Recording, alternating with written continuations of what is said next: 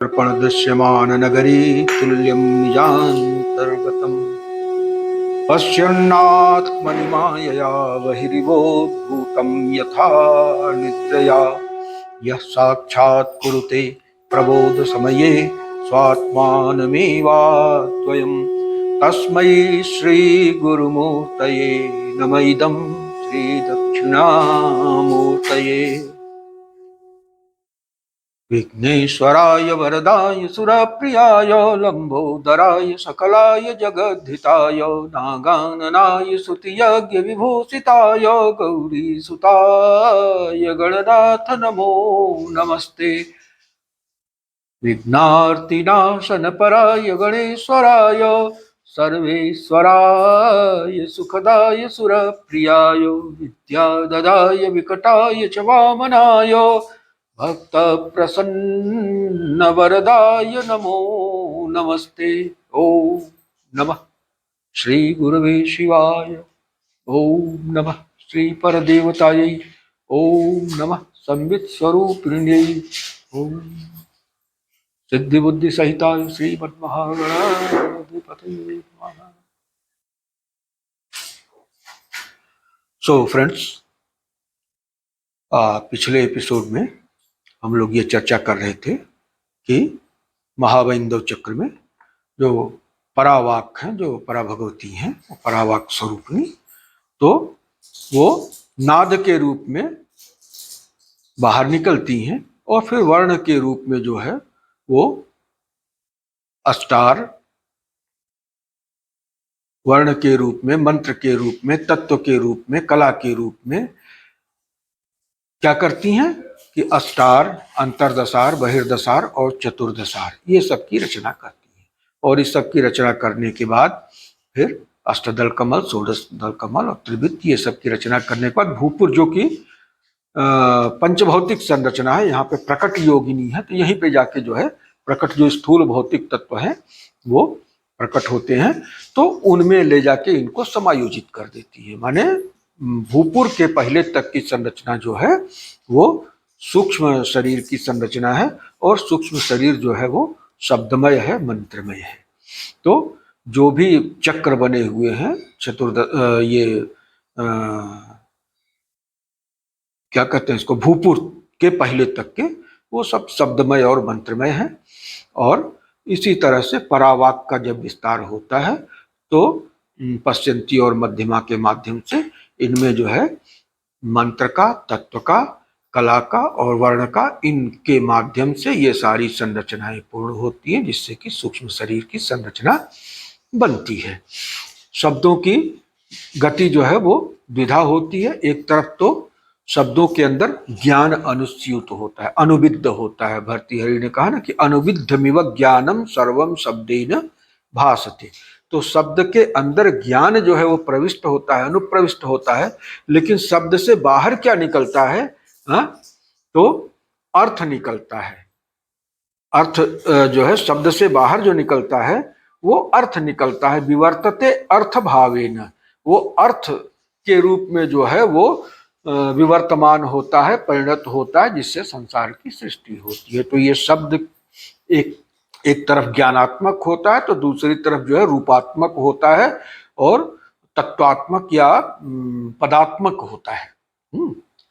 तो इस तरह से जो है शब्द एक बड़ा ही रहस्यमय संरचना है कि इसमें एक सिरा इसका ज्ञान है तो दूसरा सिरा जो है वो पदार्थ है, पद का पदार्थ है, पद का जो अर्थ है, जिसको कि पद जो है वो अभिव्यंजित करता है। तो पद जो है जिसको अभिव्यंजित करता है वो कोई टेंजिबल ऑब्जेक्ट होता है और उस टेंजिबल ऑब्जेक्ट को वो भी जो है वो शब्द तत्व का ही विवर्त है ना।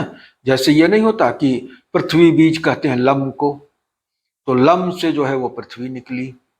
हम आकाश बीज है, उससे आकाश निकला। यम वायु बीज है, वायु बीज से जो है वो वायु तत्व निकला। इसी तरह से जो है रम अग्नि बीज है, अग्नि बीज से, रम बीज से अग्नि तत्व की उत्पत्ति हुई।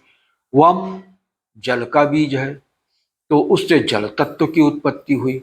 तो कहने का मतलब यह है कि शब्द से ही अर्थ की व्युत्पत्ति होती है, ऐसा भारतीय चिंतन परंपरा में स्वीकार किया गया है।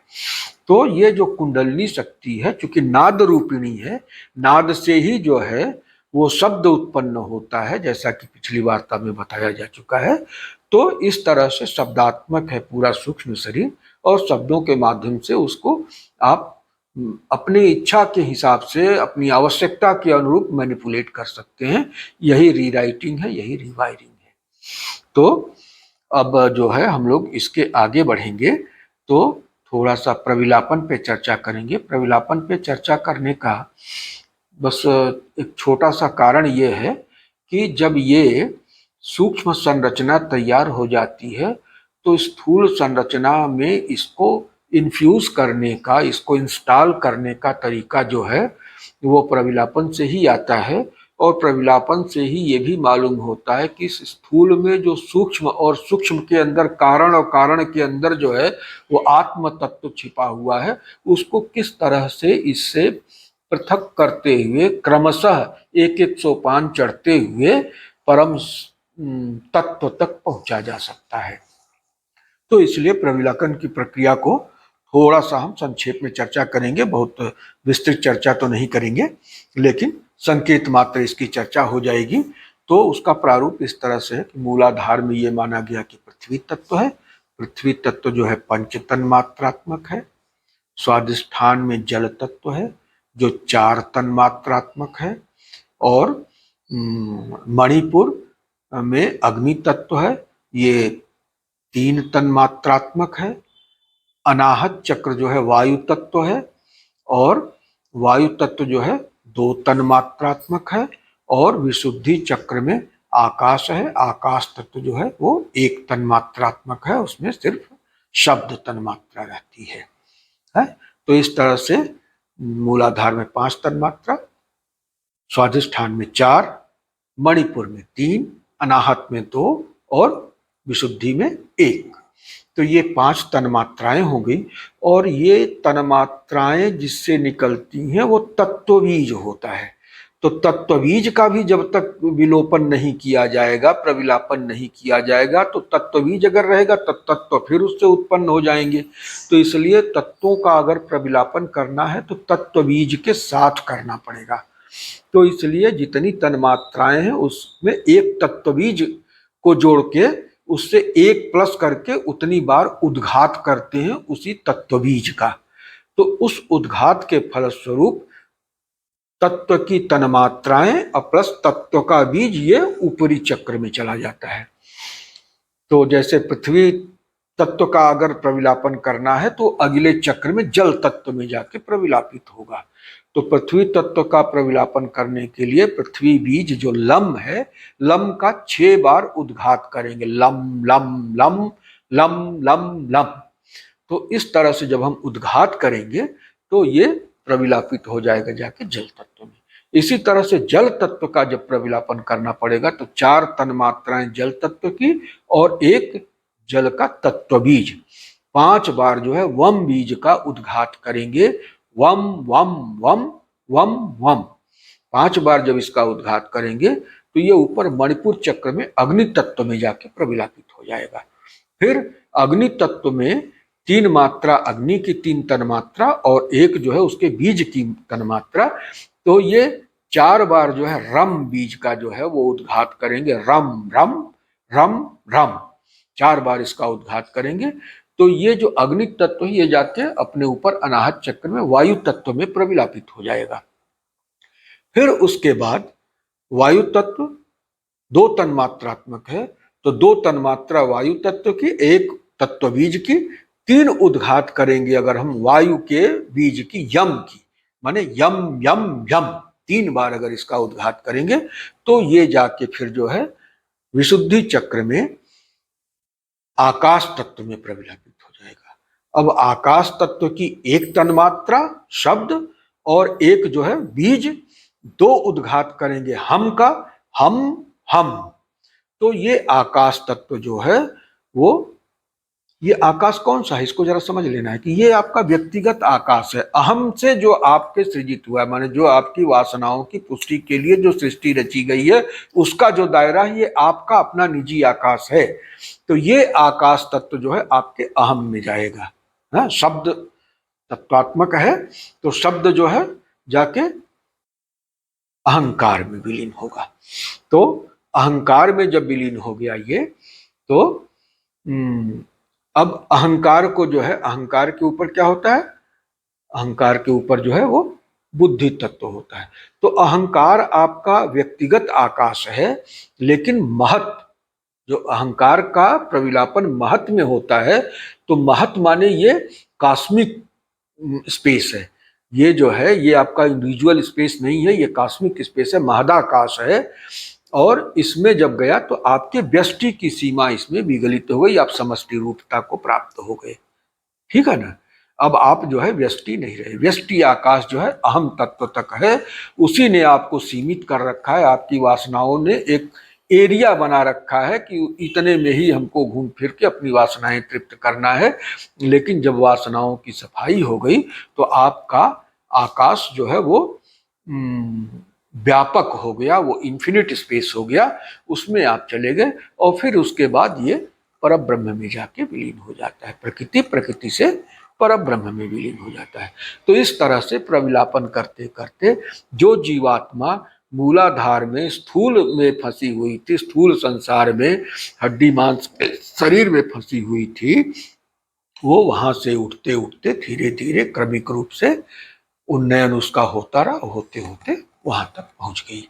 तो इस तरह से प्रविलापन भी एक प्रकार है कुंडलिनी जागरण का ही, कि आप इसी के माध्यम से सीधे वहां तक पहुंच जाते हैं। और वहां पहुंच के आप जो है किंचित काल तक शिव सायुज्य प्राप्त करते हैं। और शिव सायुज्य प्राप्त करने के बाद अमृतमय होकर के जब आप वापस आते हैं, तो हर चक्रों में जो है वो अमृत की वर्षा करते हुए आते हैं, जिससे कि आपके शरीर का रोम रोम, कण कण, सेल सेल जो है वो अप्लावित हो उठता है। नव जीवन से, नव ऊर्जा से, नव प्राण से जो है वो एकदम तरोताजा हो जाता है। तो इस तरह से तो जब वहां पे जाते हैं तो तमहंकारम महत्त्वते प्रविलापयामी, और तम महत्तत्वम प्रकृते प्रविलापयामी, ताम प्रकृतिम परब्रह्मणि प्रविलापयामी। और वहां पहुंचने के बाद शुद्धोहम बुद्धोहम चिदानंद स्वरूपोहम सच्चिदानंद स्वरूपोहम ब्रह्माहम अस्मि। ब्रह्म के साथ ऐक्य का आपको जो है अहम ब्रह्मास्मि की अनुभूति होती है, ब्रह्माहम अस्मि। अब वहां पे ऐक्य अनुभव करने के बाद, उस तत्व से सराबोर होने के बाद, उससे पावर इम्पावर होने के बाद जब आप वापस लौटते हैं, तो उसकी प्रक्रिया जो है ये होती है कि एतस्माद् आकाश, आकाशात् वायु, वायु अग्नि, अग्निरापः अद्य पृथ्वी। तो परब्रह्मणि प्रविलापयामि इति चिरं भावयेत्। तस्माद् परब्रह्मणि सकाशात् प्रकृति, प्रकृतेर महान, महतो अहंकार, अहंकारात् आकाश, आकाशात् वायु, वायोरग्नि, अग्निरापः अद्य पृथ्वी, पृथिव्या ओखदय, ओखदिभ्यो न अन्नात् रेतः। तो ये समष्टि का चक्कर काटते हुए जो पंच भौतिक संसार है उसमें से होते हुए फिर आप जब व्यष्टि में आते हैं, और इन अन्न के रस से बने हुए रेत में जब आते हैं, तो उस रेत तत्व में जो है उस रेतः रेतसः पुरुषः सवा येष पुरुषो नरसमयः एवं देहोत्पत्तिं विभाव्य पुनः जीवात्मानं ब्रह्मरन्ध्रात् सुषुम्ना नाड़ी मार्गेण अंकुश मुद्रया आकृष्य हृदय प्रतिष्ठापयेत्। अब जो है हृदय में आपके, जो आयुर्वेद कहता है कि वो ओजस, ओजस की स्थिति बताता है ना कि वो ब्रह्मरंध्र में भी रहता है और हृदय में भी जो है वो ओजस तत्व रहता है। तो ये ओजस तत्व कंपेटेबल होता है, जो वहां से कॉस्मिक पोटेंसी आ रही है, कॉस्मिक पावर आ रहा है, वाइटलिटी आ रही है, कॉस्मिक एनर्जी आ रही है, तो वो कंपेटेबल होती है इसके साथ, इसलिए उसमें आके वो सेट हो जाती है, इंस्टॉल हो जाती है? तो ये जो है महाबिंदु से बिंदु की यात्रा ये हो गई। इतना सब कुछ कहने का प्रयोजन सिर्फ ये बताना था कि महाबिंदु से बिंदु में अब हम लोग आ गए, माने जो अव्यक्त था अब वो आके बिंदु के रूप में व्यक्त हो गया। अब इस बिंदु का ही विस्तार पूरा भूपुर तक का है जो व्यक्त रूप है, और अब हम लोग इस विस्तार को इसका अध्ययन करेंगे अगले एपिसोड में। और अभी तो हम लोग जो है ये देख लिए कि कैसे महाबिंदु से बिंदु तक की यात्रा जो है वो संपन्न होती है, और इस तरह से ये कुंडलिनी भगवती ही जो है वो वहां से चलती है और नाद के रूप में आकर के फिर उसके बाद वर्ण के रूप में, मंत्र के रूप में जो है सूक्ष्म शरीर का निर्माण करती हैं।